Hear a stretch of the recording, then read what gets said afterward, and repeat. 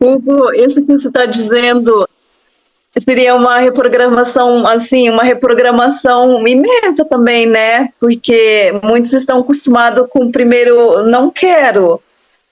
E assim, você daí tem que saber, se conhecer também bastante e saber o que você quer. Não. Assim. Mentira.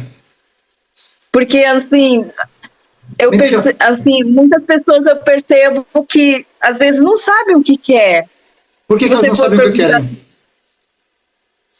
Porque não se conhecem ou não. Tem a ver com aquilo que eu te expliquei. Passaram uma vida inteira desde criança só a saberem o que não querem. Lembra-te, nós somos construtos. Sim, daí por isso que eu falei, teria que então ser uma... elas nunca desenvolveram nada do que querem e elas não querem nada. Literalmente essas pessoas não querem nada. Não é que elas não sabem porque não se conhecem. Toda a sua experiência desde a criança foi o quê? Quando a criança quer uma coisa, os pais dizem logo que não. Os pais não dão uma outra escolha, não dão uma outra solução. Ou não explicam porque é que a criança não vai receber a coisa. Luís, pai, quando ele já era pequenininho, ele gostava muito de umas bolachas recheadas de chocolate. Gente, ele chegava a fazer birra, estamos a falar com 1 ano e meio. E eu não queria que ele comesse chocolate, porque o chocolate aquece muito o fígado para uma criança. E criança até aos 3 anos não pode comer chocolate, porque ele vai torrar o fígado da criança. Torrar. Pois dizem que é TDAH e não é TDAH. É um fígado torrado, libertando tudo o que é coisa ruim. Okay? Porque é muito pesado de digestão. Okay? Então o que acontece? Quando eu fui ter as bolachas, né, ele realmente estava acostumado a mãe fazer-lhe todas as vontades. Então ele veio chorar e fez o berreiro comigo, porque era o que ele estava acostumado com a mãe. E eu, depois, à altura dele, de cócoras, né, depois de sair lá do supermercado, coloquei-me lá em cócoras e disse assim: Luís, o pai te nega as coisas que tu gostas? Eu estava com 1 ano e meio. Eu fazia assim. Então se o pai negou estas bolachas, não acreditas que é porque elas não te fazem tão bem, vão te deixar doente e triste? Ele ficou olhando assim, lembrando que ele tinha as bolachas na mão, porque ele não pegou as bolachas, né? Ficou assim olhando como se estivesse projetando mentalmente. Ele olhou. Então não é melhor nós escolhermos uma coisa que seja gostosa como as bolachas, mas que não te faça mal? Para tu estás sempre feliz e saudável? Ficou todo feliz. Quando chegou a casa, eu dei-lhe aquele potinho tem uns potinhos que é lá em Portugal, que também aqui, de fruta docinha. Ele comeu uma frutinha que era o preferido dele, que era de pera. E agora? Ou seja, em vez de ser não é isto, não é isto, a criança está sempre desenvolvendo. Quando a criança aprende a entender o que não quer e a escolher outra coisa que quer, e nós pais ensinamos isso, o que acontece? Nós ensinamos as crianças a negociar e a não a dramatizar e não a ter medo de pedir as coisas. E aí vocês têm a chave para essa criança aprender sempre o que quer. Portanto, com o Luís, depois vocês podem perguntar a ele, ele aos 11 anos decidiu ser neurocirurgião. Até agora ainda não mudou de ideias. Verdade. Viu? E a primeira coisa que eu fiz é: filho, vai procurar como é que é a medicina, essa medicina, quando tu tiveres a minha idade. Então eu fui lá, vi o projeto do Elon Musk de que é o projeto 2030, o que era, a Agenda 2030, e ele viu que tinha robótica, que tinha inteligência artificial, que tinha a Neuralink projetada.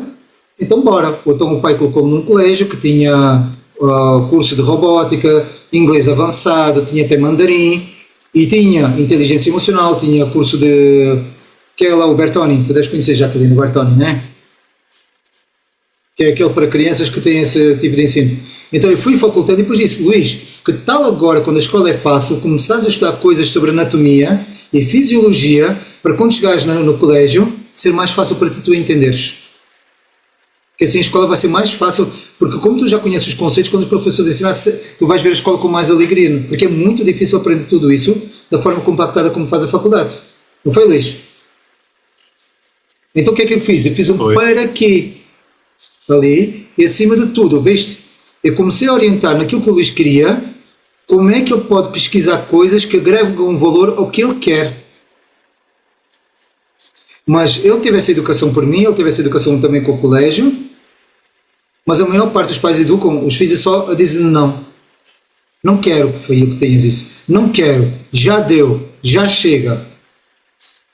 É legal ter essa autoridade, mas também é legal começar a ensinar os filhos a saber escolher o que querem.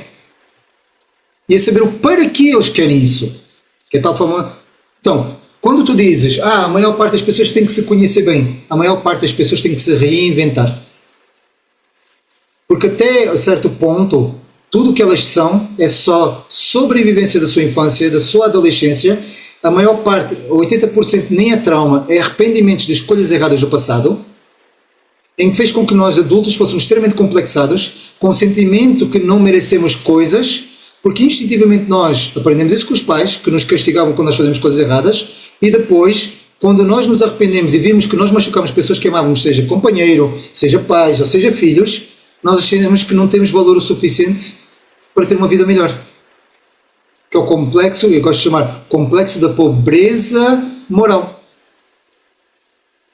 Por isso é que nós vemos quando mulheres estão habituadas a vir de um lar complicado e ter uns namorados complicados, quando encontram um cara legal, elas não conseguem, um cara bom, um cara que as trata bem, elas rejeitam esse cara. Porquê? Porque não faz parte da identidade que ela está acostumada a se relacionar. Então ela tem que fazer uma coisa que o Carl Gustav Jung, que é o pai da psicologia analítica, diz, que é o efeito fênix, morrer. Ela tem que morrer para essa pessoa e renascer decidindo ser outra pessoa. E tem que ser um ato de fé. O que é isso? Ela tem que se destruir completamente ali e tomou aquela decisão a partir do dia a seguir, com muita dificuldade, porque o cérebro está muito acostumado ao passado, a agir do passado, a reagir do passado. Ela tem que fazer uma gravação, porque é como o nosso disco, né, o nosso computador, ele não apaga o que vocês têm, vocês não apagam as fotos, ele simplesmente subscreve em branco por cima para colocar uma coisa no lugar. Nós temos que subscrever esses neurônios com nova informação, de tal forma que nós acabamos, porque o nosso cérebro, como ele é aquela coisa que nós falamos, uma Mukirana, vê que já não está ganhando nada de vantagem com os comportamentos antigos e começa a colocar de parte. Entende, Jaqueline? Então não é que a pessoa não saiba o que quer. A pessoa sabe quem ela é, só que quem ela está sendo é algo destrutivo. Porque foi assim que ela aprendeu a ser. A pessoa simplesmente tem que decidir o que é que ela realmente quer naquele momento e se arriscar a ser. Porque ela já tem maturidade, especialmente, por exemplo, quando chega ali acima dos 35 anos, ela já tem maturidade para entender o que é que deu certo e o que é que deu errado na vida dela. E ela tem que entender que se demorou tanto tempo para chegar àquela personalidade, não é de um dia para o outro que ela vai conseguir construir uma nova personalidade. Ela precisa no mínimo de 9 meses. Porque biologicamente e no nosso neuroinconsciente nós precisamos de 9 meses para conseguir fidelização de ser uma nova pessoa, que é o tempo que o nosso relógio biológico demora para nascer e dizer que está pronto para viver. Então nós precisamos de 9 meses. Parem bem, ao fim dos 9 meses a criança já começa a querer gatinhar ou andar e já começa a querer falar e pedir. Aos 18 meses a criança já começa a ter aquela crise de brigar com o pai e com a mãe porque está no complexo de Édipo, de querer ser autoritário. Não é? 18 meses. 9 meses depois, que são os 27 meses, não é? 9 meses depois, 27 meses. Quem me sabe dizer o que é que são 27 meses? São quase os 3 anos. Que é quando começa a fazer aquelas birrinhas. E já querem mandar na casa toda, que é quando, aos 3 anos, desenvolve personalidade e corta o cordão umbilical morfológico, que é aquele invisível, com a mãe para desenvolver personalidade. E aos 4 anos é quando ela fica com, aos 9 meses depois, com a percepção da morte e começa a ter medo que os pais morram. Que é entre ali aos 4 anos e pouco. Aos 5 anos, a criança já quer ser bonita para o papai e para a mamãe. Já quer mostrar que é muito inteligente e já está pronta para ir para a escola. Aos 6 anos ela quer mostrar que ela é independente, que não precisa mais do pai e da mãe, que o pai e a mãe podem confiar neles. Aos 7 anos já quer mostrar para todo mundo o quanto os pais gostam dela. Já repararam que toda a gente tem essas fases e esses impulsos? Que a cada 9 meses nós estamos tentando ser uma pessoa nova com aquilo que já ganhamos. Só que se aquilo que construímos até agora foi algo que nos colocou num caos constante ou numa entropia. O que é entropia? Enquanto o caos é tudo o que destrói, a entropia é aquilo que nós chamamos de areia movediça, pântano. Parece que não sai do mesmo lugar, tudo está estagnado, tudo está estagnado. Isso é entropia. O caos é tudo o que eu faço, parece que tudo morre, tudo destrói, tudo se perde. São um caos ambulante. Então a pessoa tem que decidir ver se está na entropia ou no caos. tem que ver aquela parte do jogo das personalidades para entender qual é o seu temperamento, qual é a sua personalidade e qual é a sua personalidade dentro daquele trio sombrio. Se eu sou narcisista, se eu sou psicopata ou se eu sou maquiavélico. Porque todos nós temos isso. Ponto final. Não existe ninguém que não tenha isso. Para agarrar nisso e conseguir fazer uma mudança. Só aí consegue. E isso é que é a base da inteligência emocional. Porque como diz o Sun Tzu, quando você se conhece perfeitamente, ninguém tem mais poder sobre você. Mas para você se conhecer, você tem que ser sincero e parar de se achar que é uma vítima da circunstância, se achar que é culpada de tudo, porque isso na verdade é só um jogo de poder para que as pessoas tenham pena. Nossa, como eu sou vítima, venha-me socorrer. Como eu sou culpada? Como ela é uma boa pessoa, porque ao menos ela está sendo culpada. Isso não são nada mais do que artifícios de manipulação alheia. Vocês estão entendendo o que eu estou falando? Quem não está com áudio ou com coisa, só podem escrever até nas mensagens aí as vossas perguntas, não é? Vocês podem até colocar aí no chat aí os vossos pontos de vista. Hugo, posso fazer mais uma pergunta? Deve, aqui é mesmo para esclarecer sobre o curso. Então, é que você estava falando agora de jogo de poder, né? Que a maioria das pessoas tem esse jogo de poder, se alguém não está acostumado com a inteligência emocional. Então, isso que você estava falando, assim, para ter um relacionamento saudável com uma pessoa, é daí, então, saber negociar, então. Assim, o que você quer, ou tipo assim, eu quero, ou o que você quer, assim, entrar num ritmo de saber daí negociar. Viu? Perfeito. E a primeira coisa, qual é a primeira base da negociação? Escutar a pessoa a quem tu queres vender uma coisa. Seja uma ideia, seja um produto, seja um serviço. Você tem que escutar a pessoa. Você tem que conhecer quem é o teu cliente. Se eu estou com um casamento, a minha esposa é minha cliente. Eu sou cliente dela. Então eu tenho que conhecer bem ela para saber como negociar com ela. Porque, por exemplo, imaginemos que ela é uma melancólica, que é aquela pessoa dramática, que tudo é sempre difícil, Se eu vou falar com ela com a assertividade que eu tenho, vai gerar uma treta. Então eu posso usar um dos jogos de poder, que vocês vão ver lá à frente, que é bem divertido sobre isso. Eu posso usar um dos jogos de poder para conseguir negociar com ela. Como assim? Chama-se isso a inteligência emocional nos dá a capacidade de sermos camaleões emocionais, que é adequar a nossa linguagem de acordo com o receptor. Eu falo muito isso como comunicação empática. Então, se a minha mulher é melancólica, a primeira coisa que eu começo a falar quando eu quero uma coisa, eu faço lembrar de todas as vezes que ela ficou feliz com coisas que eu queria parecidas. Aí eu vou levar ela para a saudade, como ela foi feliz, e aí eu, espeto aquilo que eu quero vender agora. E ela não vai dizer que não. Mas dá muito trabalho. Ser inteligente dá trabalho. Eu falo 5 línguas. Quem só fala brasileiro vai pelo mundo, passa fome. Eu vou passar fome se for pelo mundo. Eu falo português, inglês, espanhol, francês e italiano. Italiano mais ou menos. Consigo entender perfeitamente. É difícil para mim mais falar porque eu não tenho prática. Eu vou com a Jaqueline, nós vamos pela Europa. Ela só fala o português e o alemão. Ela esteve na Alemanha. Qual de nós dois, Jaqueline, é mais preparado para viajar o mundo inteiro? Você ou eu?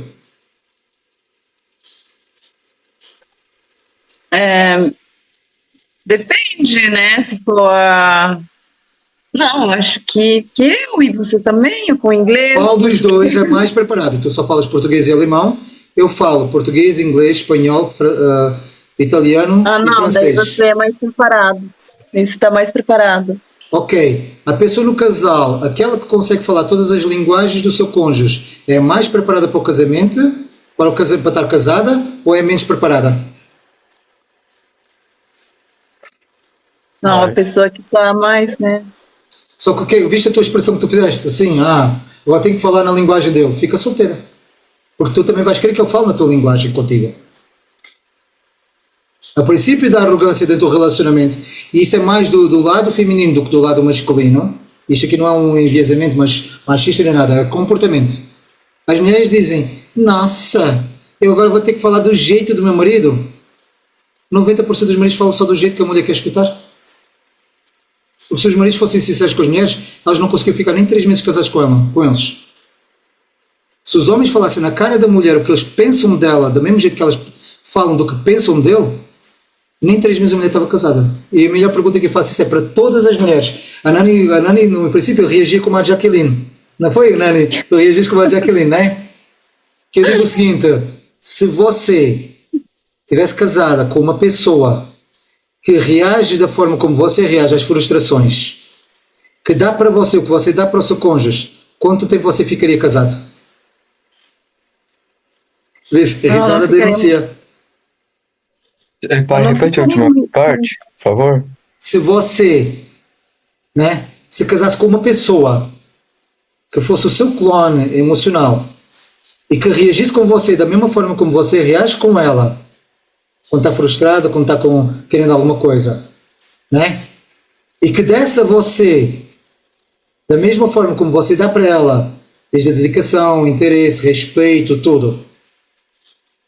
Você, quanto tempo ficaria casado com uma pessoa que é o seu plano emocional, e moral e comportamental? Então, se você não está preparado para casar com você, por que você vai incomodar outra pessoa? Eu acho que eu daria certo comigo. É? Haja narcisismo. Porque, Luís, tu tens, por exemplo, tu tens uma coisa, por exemplo, na tua personalidade, já que estamos falando nisso, né? Tu, quando desgostas, tu és capaz de ficar meses sem dirigir a palavra à pessoa. Se a menina que, quando fica desapontada contigo, é capaz de ficar dias e semanas sem voltar a falar contigo, quanto tempo ficaria nesse relacionamento? Você fala que eu faço isso? Tu fazes isso. Tu tens isso, que é uma coisa até bem parecida com a tua mãe, que é tu te fechas em ti mesmo e tu não te abres e tu ficas afastado da pessoa com que tu estás frustrado. Tu tens isso. Para mim, tu falas à pessoa que tu discordas e quando não consegues ver que a coisa resolveu, tu ficas e tu te afastas. Tu não dás mais feedback à pessoa. Isso é um comportamento teu. Se uma namorada fizer isso contigo, quanto tempo tu ficas com a namorada? Porque o feedback é importante. Mas eu não tenho feito isso ultimamente. Que bom, é uma boa evolução. Isso é uma boa evolução, isso é autorresponsabilidade. Mas entende, Jacqueline, se você tivesse com um cara que sempre que está frustrado, reage como você, quando você está frustrada, quanto tempo você iria admirar esse homem? Não muito tempo. Mas aí é que eu queria te fazer a pergunta, né? Então, isso, assim, a gente só vê isso com as nossas experiências também. Experiências de vida. Assim, Pior, do jeito que nós você só estava conseguimos ver falando. isso quando saímos do arquétipo ou da vítima ou do salvador. Porque muitas vezes, quantas vezes acontece você tentar chamar a atenção a alguém do salvador? Porque nós temos o triângulo do drama, né? O triângulo do drama, que é, tem a vítima, tem o salvador e tem o vilão. Quando nós começamos a nos questionar em que momento eu fui vilão na história, nós ganhamos poder. E ninguém gosta. A gente gosta de ser ou o salvador da história ou a vítima da história. No momento em que eu me questiono, ok, Vinícius, só um segundo. No momento em que eu me questiono em que momento eu fui o vilão, e eu faço essa pergunta como eu fiz para a Jacqueline, caramba, quanto tempo eu ficaria casado com uma pessoa que me tratasse assim? E meus olhos ficam assim e aí eu percebi que eu também fui vilão na história. Aí desmancha toda essa construção que tu estás falando, Jacqueline. Então não é, porque a maior parte das pessoas, muitas vezes nós dizemos na cara o que é que ela está fazendo errado e sempre ela está rebatendo com uma desculpa, com uma história, com uma redundância, com uma conversinha que não tem nada a ver, depois distrai da conversa. Por quê? Porque a pessoa, como não suporta ser a vilã, ela faz ou gaslight, que é a projeção do outro sobre isso, ou conta toda uma história para fazer uma coisa que chama-se desvio de atenção sobre o problema, ok? Que é a deflection, que é o desviar a atenção sobre o problema. Todas as pessoas que não têm coragem de enfrentar uma coisa, eles desviam o assunto. Então não interessa, a pessoa não tem coragem de ver quem ela é, e a maior parte das pessoas adora e é muito confortável estar na vítima ou no salvador. Eu fui bem intencionado, eu só queria ir lá ajudar, eu fui muito bem intencionado. Vocês é que não estão entendendo. Não, você invadiu o espaço dos outros. Você se meteu num assunto que não era seu. Você chegou lá achando que era saber alguma coisa. Vítima, não, tudo eu já não aguento mais, parece que estou repetindo os padrões dos meus pais, o padrão do meu namorado anterior. Todos os outros são tóxicos, você é a única pessoa virtuosa nessa história. Ou tem aí alguma vilania aí com você mesma? Porque é muito confortável, como Bert Hellinger das constelações fala, é muito confortável o papel de vítima. Mas o papel de vítima não cura o mundo, pelo contrário, adoece cada vez mais o mundo. Porque toda a pessoa que se mantém no papel de vítima não é nada mais do que uma narcisista. Porque ela se ofende com tudo, acha que o mundo lhe deve alguma coisa, acha que todos lhe devem alguma coisa, só porque ela respira ou porque ela sofreu. E como é que convive com essas pessoas assim? Já vamos lá, é uma ótima pergunta. Vinícius, faz a sua pergunta, por favor. Pergunta é um pouco parecida. Como identifica esse tipo de pessoa, sendo que, por exemplo, a vítima, que ela acha que todo mundo deve a ela não necessariamente vai comunicar isso para quem convive com ela, tipo, explicitamente. Não, ela faz por atitudes. Quais são as atitudes? Tens 3 tipos de atitude comum de quem é viciado em ser vítima. Uma pessoa narcisista viciada em ser vítima. Qual é? A primeira, que é a somática. Essa pessoa sempre se coloca numa situação de enfermidade só para ser assistida, porque ninguém cobra de quem está doente. Então existe sempre qualquer tipo de somatização. Gente, chamamos o Zé e a Maria das dores. Primeira. Isso não é tipo Munchausen? Exatamente, Munchausen. Perfeito. Que é o nome dele, Munchausen. Ok? O segundo jeito de nós notarmos essa pessoa que é vítima e que nos está querendo manipular porque é narcisista na vítima, é quando a pessoa vive nos querendo comprar com presentes, com mimos, quando nós estamos frustrados com elas.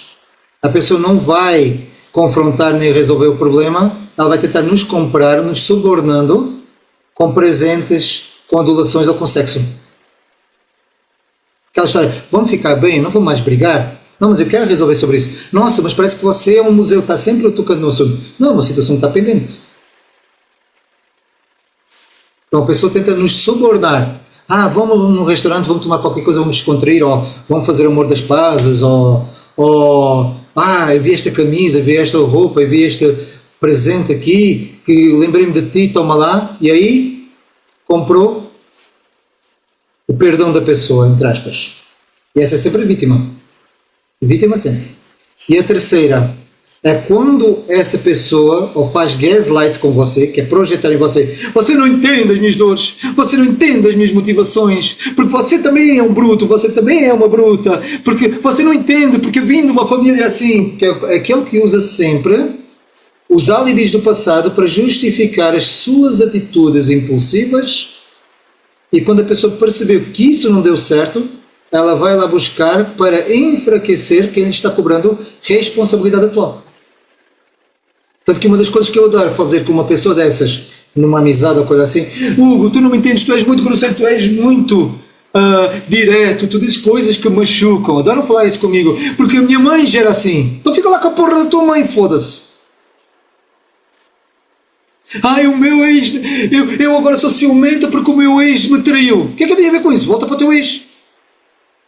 Fala mais do que o ex, do que fala de mim. É como o Luís, quando o Luís tinha 5 anos, ele fez uma coisa muito interessante, que ele dizia o seguinte: pai, eu não gosto de igreja evangélica. O Luís com 5 anos disse isso lá em Portugal. Porquê? Pai, tu falas dos outros psicólogos, dos teus concorrentes? Não. O Luís, isso foi feito ao Luís, com 5 anos lá em Portugal. Então porquê que eles sempre falam do concorrente de Deus?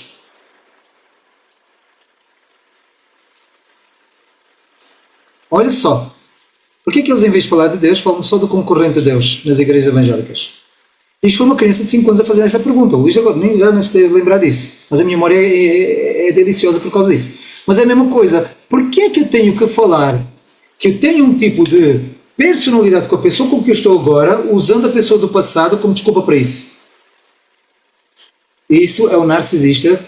Porque estes 3 tipos de comportamento de vitimização é da pessoa que não quer ter autorresponsabilidade, porque ela sabe que no momento em que ela se responsabilizar, ela vai entrar numa coisa chamada medo do arrependimento, porque vai lembrar de todas as vezes que ela fez burrada, que ela machucou, que ela torturou psicologicamente, fisicamente, que ela fez coisas extremamente desagradáveis em nome dessa vitimização. Por isso é que há muita gente que não quer sair da mesma. E prefere usar o passado como desculpa para que as pessoas não lhe cobrem a responsabilidade. E aí eu vou citar um dos maiores mestres que passou na Terra, que é Jesus, que dizia: estás perdoado, agora só vai e não volta a pecar. Do género, está perdoado, só para de fazer merda. Ponto. Para de fazer. Ponto. Porque na verdade quando você tem um relacionamento, seja de amizade, seja profissional, seja de amor, amoroso, seja de pais e filhos, a pessoa faz a burrada, machuca, é resolvido, as pessoas com autorresponsabilidade resolvem, colocam as coisas todas. Qual é a única coisa que nós queremos? Nunca mais repetir essa treta. E segue a vida. Porque nós temos isso como instinto.